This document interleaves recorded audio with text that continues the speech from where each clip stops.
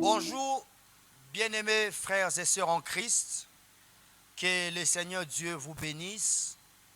Nous, c'est le ministère GAP. GAP veut dire génération des assoiffés de la connaissance de la parole de l'Éternel. Et nous sommes dans notre numéro, la connaissance qui a franchi. La Bible dit ceci: vous connaîtrez la vérité et la vérité vous affranchira. Et pour aujourd'hui, comme nous sommes pratiquement à la fin de l'année, nous sommes dans un sujet vraiment particulier où le Seigneur nous a mis à cœur. Ensemble avec vous, on va partager, on va ressortir des bénéfices, des avantages de ces sujets, et je crois que le Seigneur nous fera beaucoup de bien. Et les sujets en question, on parlera sur le pardon. Bien-aimés frères et sœurs, il y a quelque chose que chacun de nous doit retenir, c'est que le pardon libère. Le pardon délivre. Et Dieu, en cette fin d'année, il veut que chacun d'entre nous libère le pardon à un frère, à un proche, à un ami, à un collègue, ainsi de suite. Je sais la situation qui t'a poussé à prendre une décision tout comme une autre, elle était compliquée, elle est douloureuse, elle est tragédique. Mais ce qui est vrai, c'est que quand vous parcourez l'histoire de Christ, il en a vécu autant.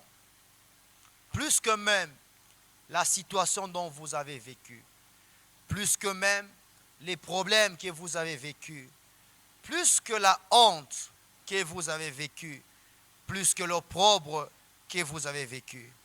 Bien-aimés frères et sœurs, je sais que si tu veux te mettre dans ta situation, tu veux te rappeler de ces problèmes que tu as vécus, de cette situation, ça fait tellement mal, tellement mal. Et tu as raison de te fâcher. Tu as raison de fermer plus d'une personne dans ton cœur. Tu as raison de te rebeller. Tu as raison de te fâcher. Tu as raison de ne plus reculer en arrière. Mais en ces instants particuliers, Christ m'envoie de te dire que ton cœur n'est pas une prison. Alléluia. Ton cœur n'est pas un cachot. Quel que soit le problème que tu as vécu, quelle que soit la honte que tu as vécue, quelle que soit, bien-aimé, la chute, l'échec que tu as vécu, tout ce qu'on t'a fait, tout ce que tu as vécu, Christ te dit en ces instants que ton cœur n'est pas une prison. Ton cœur n'est pas un cachot où tu peux retenir les gens pendant longtemps. Tu les as retenus au mois de janvier, février, mars, avril, mai, juin, juillet, août, septembre, octobre, novembre. Mais nous sommes là au mois de décembre. Christ te demande, te recommande de libérer les gens dans ton cœur, d'accorder le pardon, de leur accorder la grâce. Avant qu'on lit le test de base, vous savez, dans tout le pays, à la fin de l'année, le président publie une ordonnance pour amnistier certains condamnés, certains prisonniers. Donc le président leur accorde une mesure de grâce. Et les gens qu'on accorde une mesure de grâce, ils ont eu à voler, ils ont eu à tricher, ils ont eu à faire des choses que la loi ne les a pas recommandées. Les autres ont blessé même les autorités, les autres ont porté atteinte même au fonctionnement du gouvernement. Donc de telles personnes méritent la sanction, la prison. Mais dans une période comme celle-ci, le président accordera cette mesure de grâce, l'amnistie. Il va amnistier les prisonniers. Bien-aimés frères et sœurs, le prisonnier qu'on va amnistier, ils ont commis des erreurs. Ils ont commis des fautes. Mais je connais quelqu'un. Cette personne, il est mort à la croix de Golgotha à notre place. Nous qui étions pécheurs. Bien-aimé, il a accepté de monter à la croix de Golgotha en acceptant de mourir en victime expiatoire afin de prendre nos péchés et de t'accorder le pardon. Quel grand privilège! Les prisonniers qui vont recevoir bientôt la mesure de grâce ou l'amnistie, ils ont commis des erreurs. Mais Christ, à notre place, il est mort à notre place et en nous accordant le pardon. Donc, de ces faits, tu peux libérer quelqu'un de ton cœur, tu peux accorder le pardon à une personne, bien que ça fait mal. Nous serons dans le livre de Matthieu, chapitre 6, le 14e verset. Écoutez ce que la Bible dit ou ce que la Bible nous recommande. La Bible dit, si vous pardonnez aux hommes leurs offenses, votre Père Céleste vous pardonnera aussi. Verset 15. Mais, si vous ne pardonnez pas aux hommes, votre Père ne vous pardonnera pas non plus vos offenses. Bien-aimés frères et sœurs, l'écriture est claire. On n'a même pas donné une interprétation là-dessus. Quand vous lisez, on vous dit si conditionnel. Il y a une probabilité de pardonner tout comme de ne pas pardonner. C'est un problème de choix. Tu peux faire un choix aujourd'hui. Tu peux faire un choix dans ta vie. Le choix de pardonner, tout comme le choix de ne pas pardonner. Maintenant, voici le bénéfice quand tu feras un choix, un bon choix, c'est lui de pardonner. La Bible dit ceci, si vous pardonnez aux hommes leurs offenses, votre Père Céleste vous pardonnera aussi. J'aimerais dire à une personne, certes, on t'a blessé, certes, on t'a fait du mal, certes, c'est douloureux de passer en revue la situation en question qui t'a mis par terre. Certes, les gens ont été mauvais à ton égard. Ils se sont mal comportés.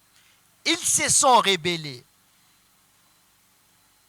Mais bien-aimés frères et sœurs, malgré tout ça, dans tout ça, quelque part, tu as également branché. Dans tout ça, quelque part, tu as également blessé une personne. Et cette personne que je te parle en ce net moment, c'est la personne de Christ. Alors, Christ ne te demande pas beaucoup de choses en cette fin d'année 2020. Il ne te demande pas beaucoup de choses pour te sanctifier. Il ne te demande pas beaucoup de choses pour te justifier. Il ne te demande pas beaucoup de choses pour te pardonner. Mais il te dit simplement, de ce qu'ils t'ont fait et de ce que tu lui as fait, avant qu'il t'accorde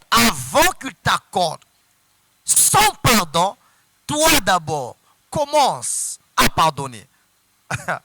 Vous savez, bien-aimés frères et sœurs, l'écriture elle est simple, les choses de Dieu sont simples, mais sur cette simplicité, beaucoup de gens trébuchent.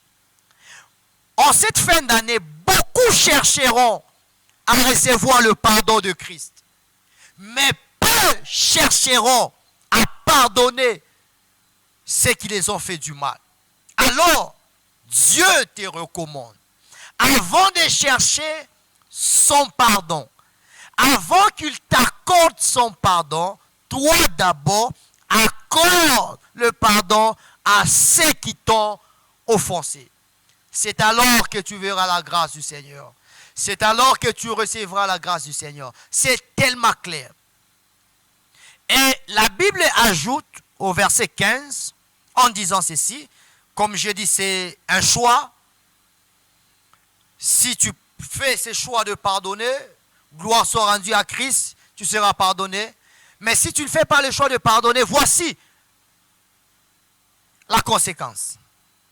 Mais si vous ne pardonnez pas aux hommes, votre Père ne vous pardonnera pas non plus vos offenses. Bien-aimés frères et sœurs, j'aimerais dire à une personne que Dieu est amour. Il est tellement grand. Il est tellement grand. Il est tellement grand. Et pour que tu puisses vivre la grandeur de Dieu, la splendeur de Dieu, la bonté de Dieu dans ta vie, observe simplement ses principes. Observe simplement ses recommandations, ses préceptes. Tu verras la grandeur de Dieu. On dit, si vous ne pardonnez pas aux hommes leurs offenses, votre Père ne vous pardonnera pas non plus. En ces instants, je sais que tu as été blessé par ton père, tu as été blessé par ta mère, tu as été blessé par tes frères, tu as été blessé par tes sœurs, tu as été blessé par tes collègues, par tes amis. Oh bien-aimé, tu peux ouvrir ton cœur pour libérer le pardon. Tu peux ouvrir ton cœur pour libérer ceux dont tu as rendu captifs pendant longtemps. Ton cœur n'est pas un lieu où doit demeurer beaucoup de personnes, beaucoup de choses mauvaises. Non. Christ est sur le point de te pardonner, mais à une seule condition, si et seulement si tu libères le pardon. C'est possible que tu reçoives le pardon de Christ. Et c'est possible que tu pardonnes à ceux qui t'ont offensé. Verset Matthieu 6, verset 12. Écoutez ce qu'il avait dit. Pardonne-nous nos offenses, comme nous avons aussi pardonné à ceux qui nous ont offensés. Ça, c'est formidable. Ça, c'est la prière que le maître, Christ lui-même, pouvait enseigner à ses disciples. Que voici la manière dont vous devrez prier. Notre Père qui est aux cieux, que ton nom soit sanctifié, que ton règne vienne, que ta volonté soit faite sur le ciel comme sur la terre comme au ciel. Pardonne-nous nos offenses, comme nous avons aussi pardonné à ceux qui nous ont offensés. C'est Christ qui enseigne à ses disciples en matière du pardon. Avant que vous recevez le pardon de Christ, et j'aimerais dire à une personne, il n'y a pas de pardon en dehors de Christ. Christ est la propitiation de Dieu.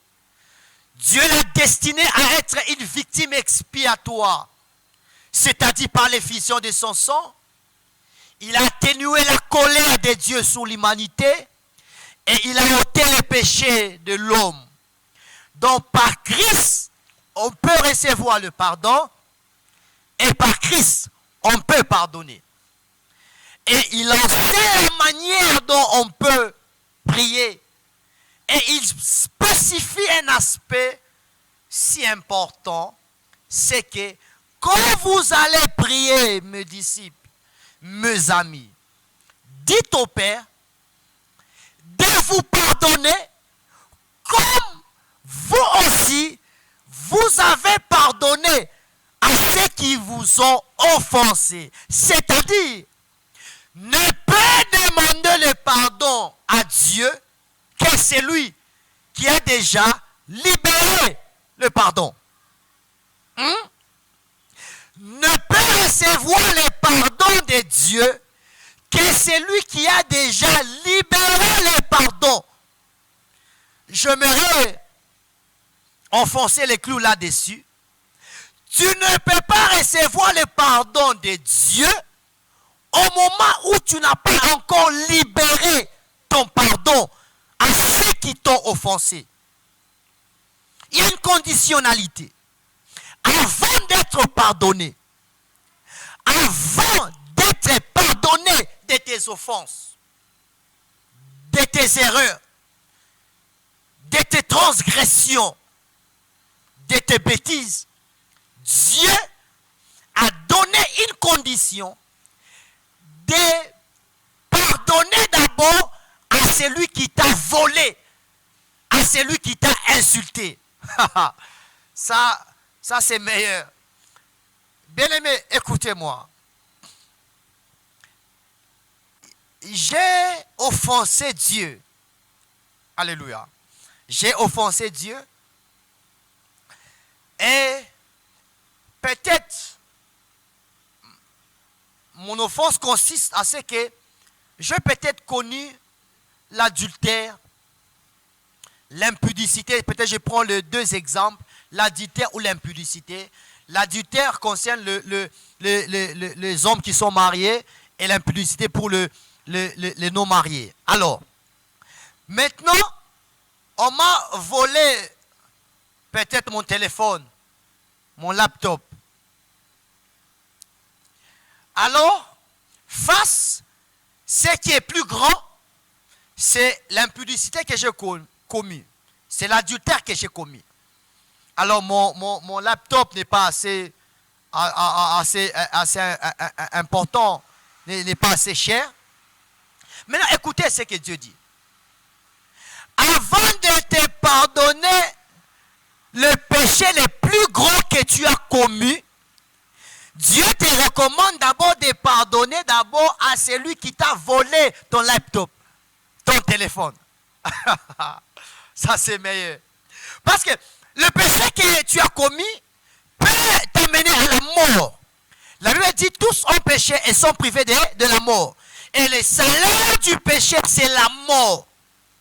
Mais vous verrez que entre la mort et le prix de mon téléphone, de mon laptop, les gens vont préférer de ne pas libérer le pardon aux autres, mais de demander le pardon à Dieu. Bien-aimés frères et sœurs en Christ, j'aimerais te dire aujourd'hui que vraiment, avant que Christ te pardonne, avant que Dieu t'accorde le pardon, il te demande d'abord de pardonner. Alors, mets sur la balance les erreurs que tu as commises vis-à-vis de Dieu et vis-à-vis des hommes. Tu te rendras compte que le châtiment ou la sanction face à tes erreurs, c'est la mort. Mais pour les autres, peut-être c'est $1000, $10,000, $100,000, peut-être les habits. Alors dès que tu mettras sur la balance, tu pourras facilement libérer le pardon. À Matthieu 18, le verset 35, la Bible parle d'une très bonne histoire, et je finis par là. La Bible parle d'une très bonne histoire, et cette bonne histoire consiste en ceci. Il y avait un maître qui avait son serviteur. Et son serviteur avait la dette du maître de 1000 ou 10,000 deniers. Alors, on peut prendre même l'exemple de 1000 deniers, n'importe lequel.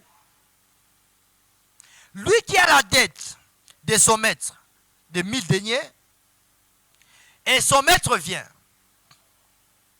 Il lui dit, mais comme du fait que tu ne m'as pas payé, j'aimerais te mettre en prison, toi, ta femme et tes enfants, afin que la dette soit acquittée. Mais son serviteur a s'y plié, a s'y plié, a s'y plié, a s'y plié, a s'y plié. Et le maître a eu compassion. Il lui dit, je te pardonne.